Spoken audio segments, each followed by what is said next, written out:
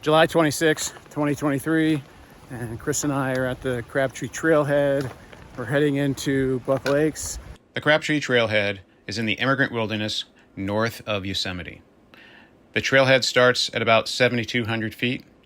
It's 11.5 miles to Upper Buck Lake, which ends at about 8,300 feet with a maximum elevation of 8,600 feet. The trail passes Camp Lake, Lily Creek, Paiute Meadow, Paiute Creek, Paiute Lake, the West Fork of Cherry Creek, Gem Lake, Jewelry Lake, Deer Lake, before finally arriving at Buck Lakes.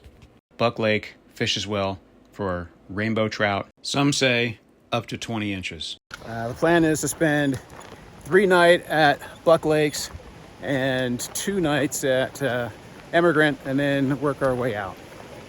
Since I've filmed the trek into Bear Lake and Camp Lakes plenty of times, I'm not going to be showing too much of the first hour and a half, 2 hours of this hike. If you're interested in the details, please take a look at my last Camp Lake, Bear Lake video. Now we've just left the trailhead and we're starting up the switchbacks. I tell you, the mosquitoes are worse than I expected, at least here. I expect them to be bad at the lakes, but not during the hike. And they're all over me.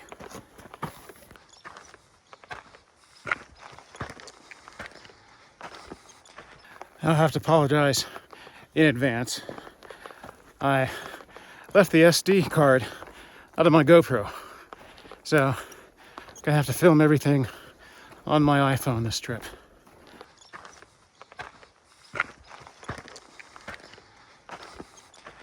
So we're at the base of the switchbacks, which starts the first real ascent on the way to Camp Lake. So the first ascent can be really dusty. This will take us up to a plateau, which will put us at the trail crossing for Pine Valley.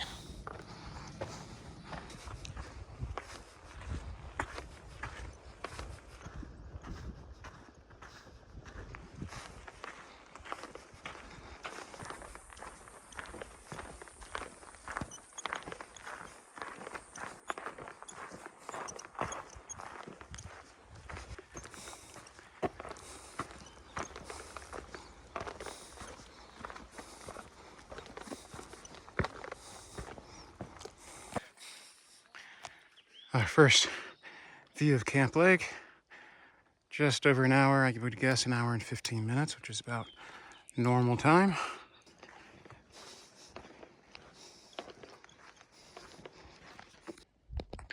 So we've come to the trail split. Bear Lake would be that way. We're going towards Paiute Meadow, so Buck Lakes, Emigrant, the heart of the Emigrant is going to be this way.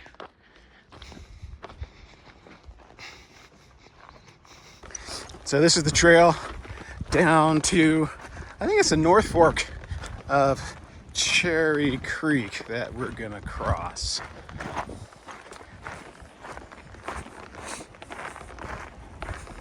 So this would be Lily Creek cascading down to the confluence.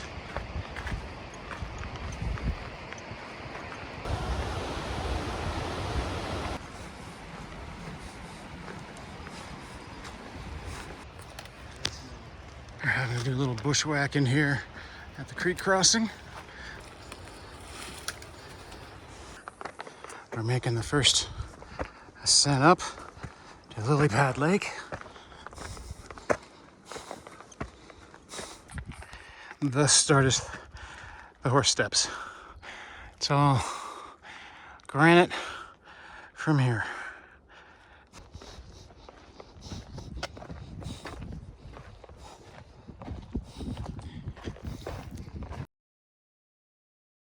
We continue up this climb to Lily Pad Lake, and then it sort of levels off, and then we head down to the meadow. As you can see, I've put my bug net on because it is quite buggy. The trail's leveled out. It's a bit tarny, a little marshy. Okay, We're about 5 miles in. I thought this would be Lily Pad Lake, but it's a meadow. Now we are right up next to Lily Pad Lake, although I haven't had a real good sighting of it yet. There we go. Lily Pad Lake. I don't know if it has any fish, but it certainly must have frogs.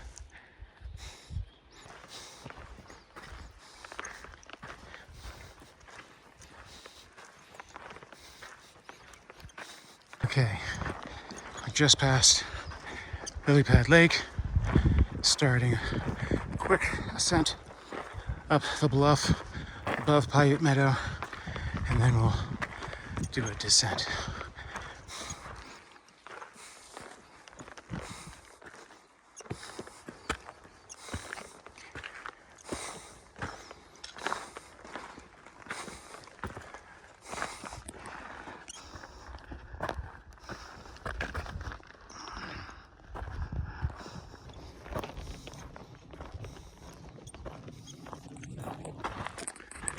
Okay, we finally started hitting the descent. There's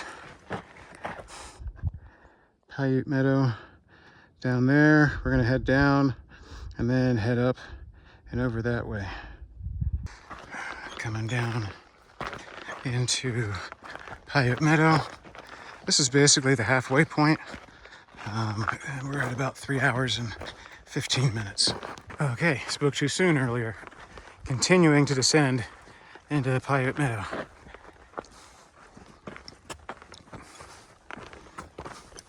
Paiute Meadow.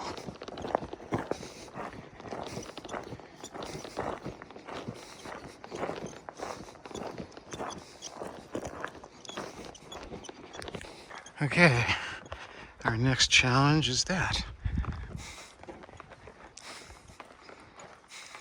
After we cross the creek, of course.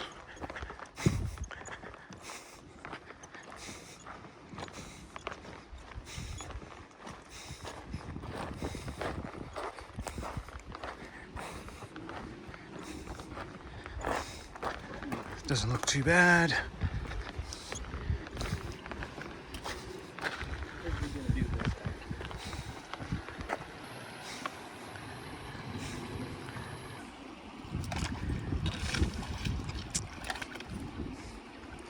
Getting wet. So just past the creek crossing, we are now at the junction of Paiute Lake and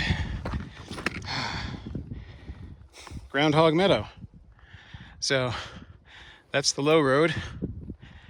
Now if we went the Lowe road, we could have come up this way and met this trail here, or there's another trail, there's a use trail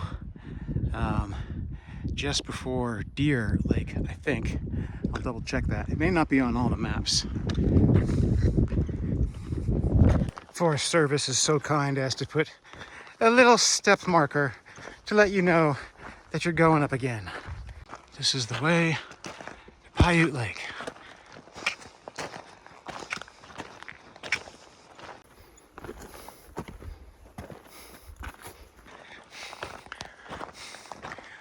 Almost there.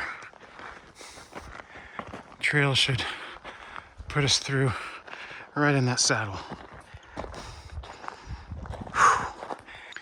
Looks like the climb is starting to plateau, so we should be getting close. If I remember correctly, it's just over the top of that granite. Okay, looks like we've hit the top. So now just to find someplace that's a good place to break for lunch.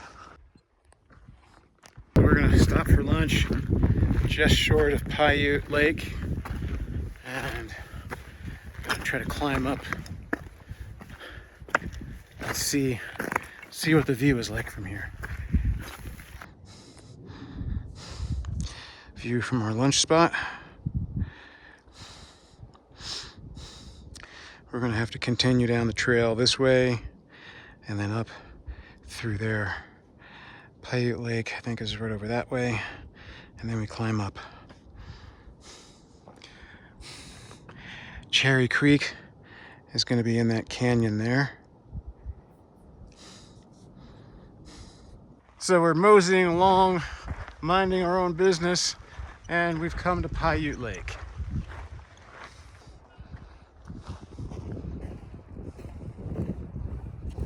Finally hitting some patchy snow. I forgot about this section.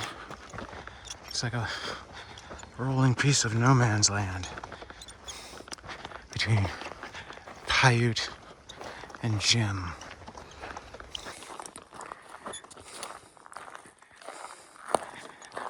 We finally hit snow altitude, which, according to my watch, is only about 7,300 feet. So, still pretty low to have patches of snow. Had to get wet.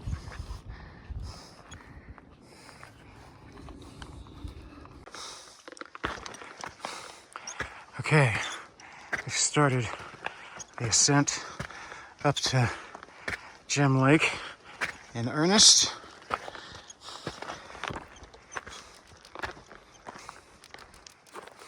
Now, what I didn't mention back at that water crossing was, we had to completely wade that. It came up to just above my knees. Wasn't too bad.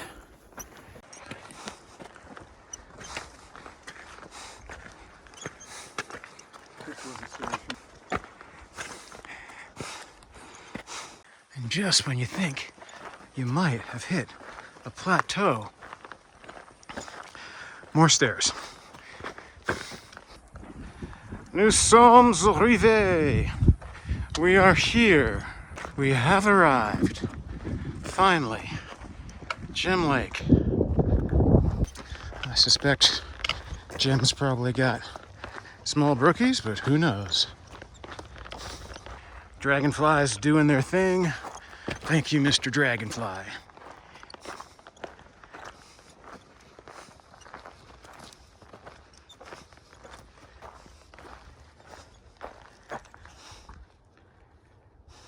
We're just over 6 hours in.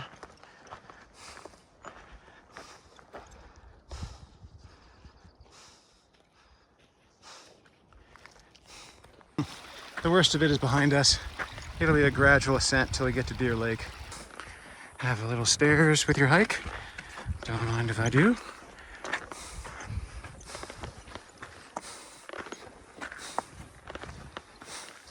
And there's Jewelry Lake.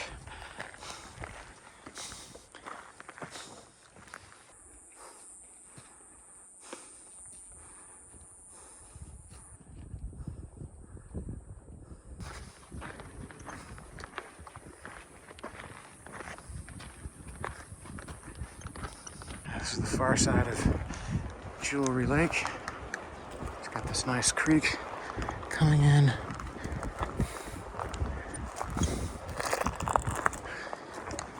Not seeing any fish.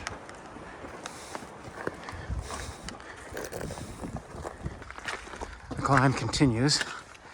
Not as steep as before, however. Okay, we are finally at Deer Lake. Strava put it at 12.6 miles, and it's been about, it's just over 7 hours. 7 hours, 15 minutes, something like that. Deer Lake fishes well for rainbows up to 14, 15 inches in my experience. Once we get to the far side of Deer, it should be about a half-mile hike to Buck. Now there's an inlet on the north side of the lake, which forces the trail wide around the lake, but it's pretty good fishing in here. So we spotted our first fish of the trip, hanging out right in there.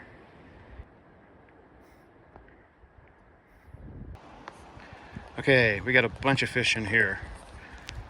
Let's see if they spook when Chris goes across. Okay, go ahead. Oh, there it is. Those are nice fish. That's got to be like a 12-inch fish. Chris doesn't care anymore. He's traipsing through all sorts of water. But I kind of still care, so.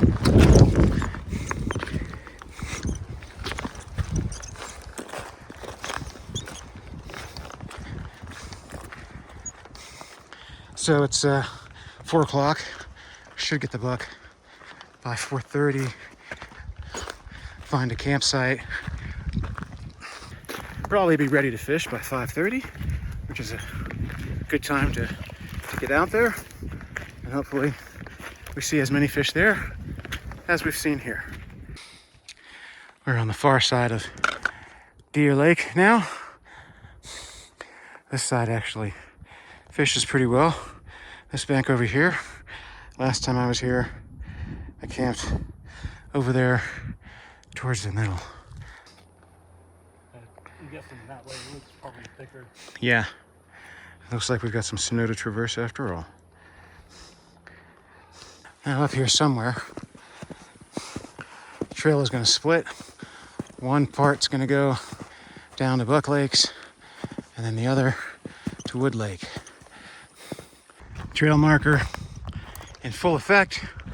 Easy as you please. Upper Buck Lake to the left, Wood Lake to the right.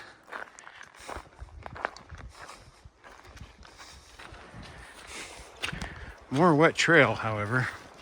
Almost the entire trail from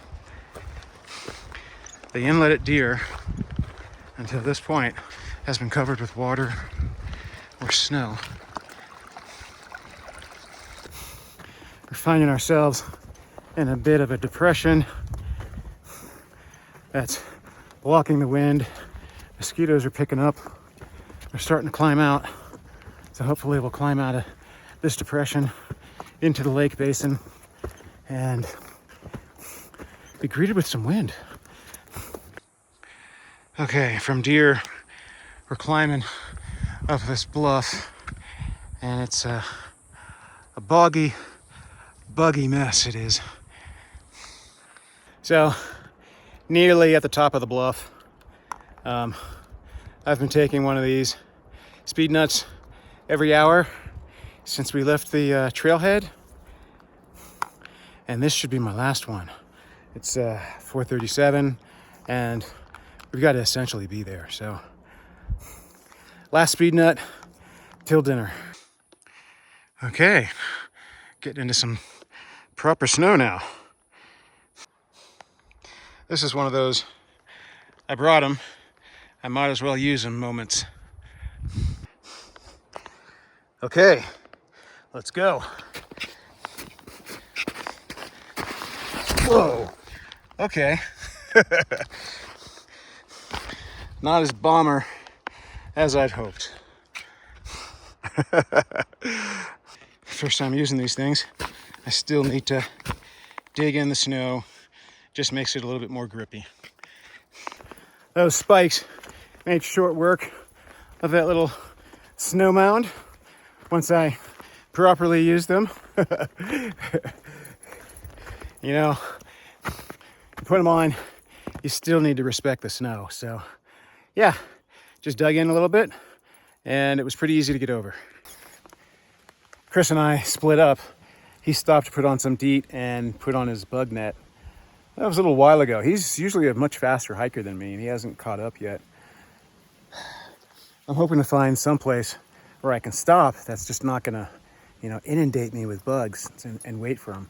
The lake, really, it should just be, just down over this bluff. I mean, we've got to be hundreds of yards away. I found a spot that's not as buggy as the rest of this mud bog. Hopefully I can wait for him here. Hopefully he's not too far behind me. Definitely glad I brought some Benadryl this time around. Starting to have a anaphylactic reaction to all the mosquito bites. But we're almost there, so I can wait until we make camp. So this is where I'm waiting. Gotta imagine the lake is right in here. I didn't think it was gonna be so forested so close to the lake. So that's sort of a surprise. Okay, so it's about 5:30 and still no Chris. I generally don't like splitting up, but he was just stopping to put his bug spray on, which seems pretty benign, and he's a pretty fast hiker. He should have caught up with me by now. Even getting slowed by those snow patches. So I guess it's possible he could be off course. I know my GPS kept wanting me to go farther to the right than where the trail actually is. Or he could have slipped on one of those snow banks and hurt himself. So I put my pack down, and I'm gonna go hike back up the trail and try to find him.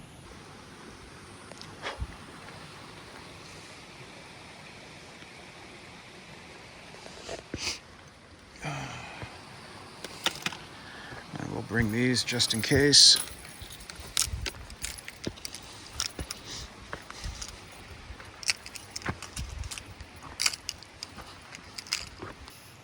Okay, so I grabbed my spot, my first aid kit, my SAM splint, and hopefully, I'll just find him making his way down to me. So I just passed some guy coming in the direction that Chris should be traveling, and he says he hasn't seen him. Now, I guess it's possible he could have come up on this rock bluff. So I'm above the trail because I think if he got lost, or if he was trying to avoid that snow, he'd come up here. That and the fact that I could probably see him, and at least he could hear me down below. There was one section where it could have been easy to get lost, because there was so much runoff coming down. It was hard to tell where the trail was.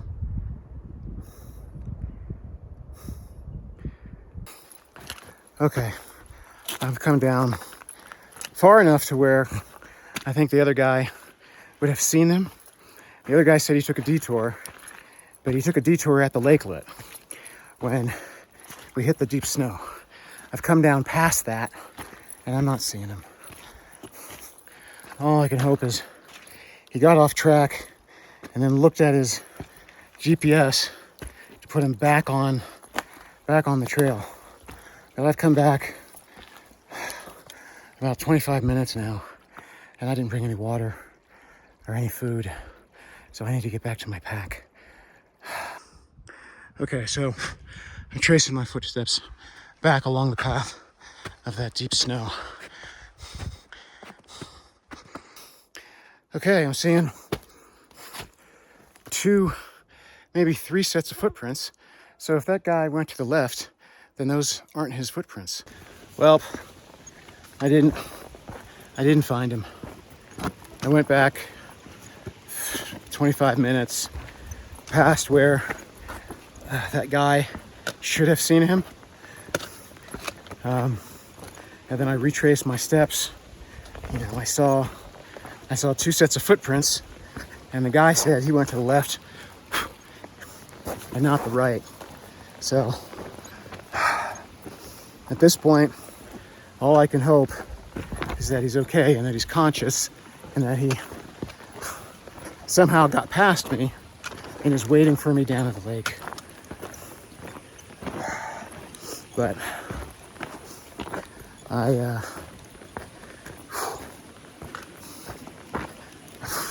haven't eaten, I haven't had anything to drink, so I've got to get down, get to the lake, set up camp. Hopefully he's waiting for me at the bottom here, or waiting for me on the lake somewhere. But I have a general idea of where he might be thinking of camping, so I guess I'll head there and hope for the best. I'm so upset with myself. I always make it a point not to get separated, not to get out of shouting distance or sight distance. But he seemed to be feeling good. He was just stopping to put on some DEET. Okay, I'm officially out of water. So, got to get down to the lake, find a place to make camp, get some water, get some food, and I guess take a short cruise to the lake, and I don't know, go back up there, I guess. So, he just returned my call. He's down to the lake somewhere. Okay, so Chris is leading me to the spot. I guess on the upside, we talked about where we were going to camp, so we both were going to the same spot. Apparently, he stayed high and walked behind me as I was sitting there waiting. So that's how we missed each other. But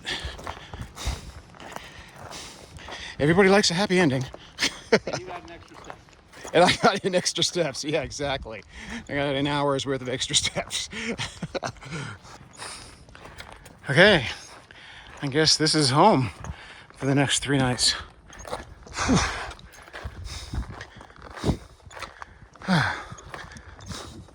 Not too buggy. You're gonna set up there? Yeah. I guess I will set up right over here. I'm knackered. I was doing okay until I went back and did the search. Now I'm tired. This is the little area near our camp.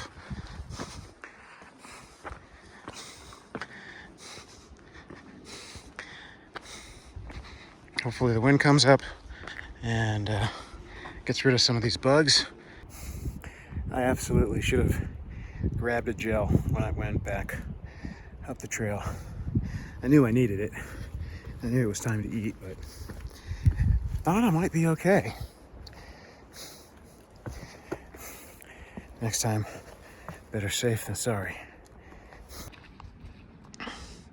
Okay, we switched sites. This site's a little breezier, so fewer bugs, a little bit sunnier, and look at the view. So, Upper Buck Lakes. And it's got firewood and fire pit already there. It's too bad I didn't bring a chopper. I could chop that big log up. So I've talked about how I've got the new thermarest, and Chris had the micro pump that thermarest has created specifically for the Neo Air. So I'm gonna give that a shot, see how it works. So apparently you pop it on. It's got the deflate and inflate section. And I just press inflate and let it do its thing. I guess I'll come back to it. Okay, so I guess in order for it to work, it had to be pushed down and then it had to be twisted to deflate. But now it seems to be working. So it doesn't look like it wants to do it anymore. So I will come over here, close the valve, see if that makes a difference for the last final bit of it. Nope, I don't think so. So I'm gonna turn it off. I guess with the final little bit, I'm just gonna use this. Now they tell you to blow in this, but all I did is do that, capture some air, and then push. So the barometric pressure is supposed to be steady tonight, and there's no forecast of rain, so didn't put out the rain fly. Temperatures are supposed to be 50 degrees. So in my sleeping bag, if I put the rain fly on, I would absolutely fry. So there are a few fish that are showing. Oh, That looked like a big one down there. One in between the rocks. That one, that big swirl. Dinner tonight, prosciutto, and actually no, provolone and salami. And because I'm a little hungry, some fig Newtons. Then I've got some Emergen-C for the headaches, for the altitude sickness.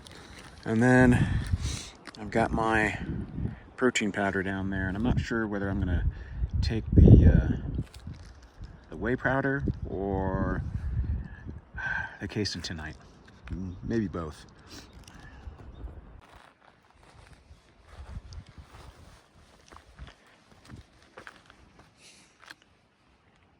Oh wow, there's a deer right there, just sleeping. He hasn't seen me yet. I better back up. Oh, just saw me. Making my protein powder. I put in both casein and whey since we just got here. Whey because we just got here, and casein because I'm going to bed soon. That deer is still there. I wonder if it's hurt. It's an interesting place to bed down. I guess it's blocks the wind at least, but basically right in the water. A bunch of fish working, and we're going to bed. Day one. I don't know if you can see all of my mosquito bites.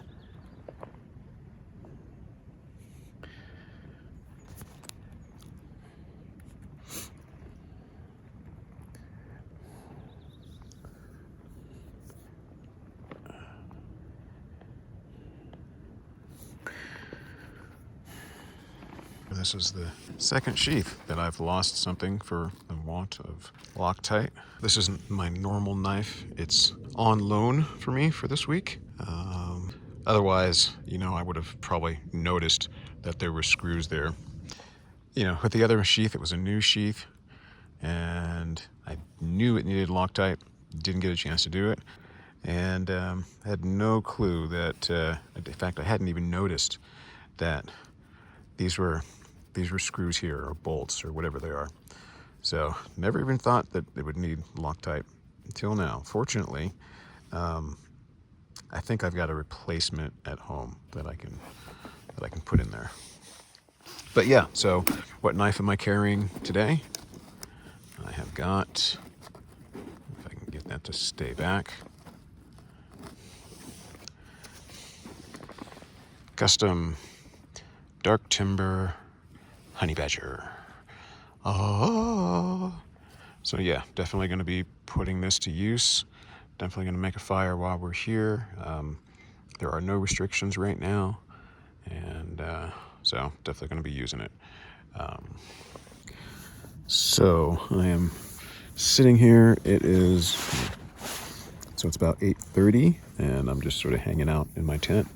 As I said earlier, it's meant to be warm tonight, low 50s, maybe, since we're up in, altitude, maybe high 40s.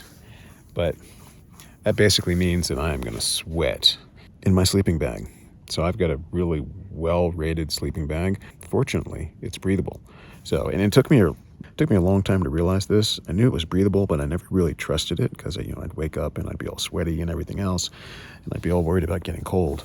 But yeah, I could zip this thing up, go to bed, roast in it, sweat, and I'd still be toasty warm. So I've got a wool shirt on today. I've got this hat with the light. I don't know. I might ditch the hat because I'm feeling a little warm. And then, and that's it. I've got some briefs on, but my legs are totally uncovered because it's my legs that get hot first. And down at the bottom of my sleeping bag, I've got my down jacket to keep my feet warm. The only thing that's going to get cold tonight is my feet because they just always get cold. So yeah, I'm not sure what I'm going to do. I might just sort of hang out for a couple hours and then try to sleep. We shall see. Catch you in the morning.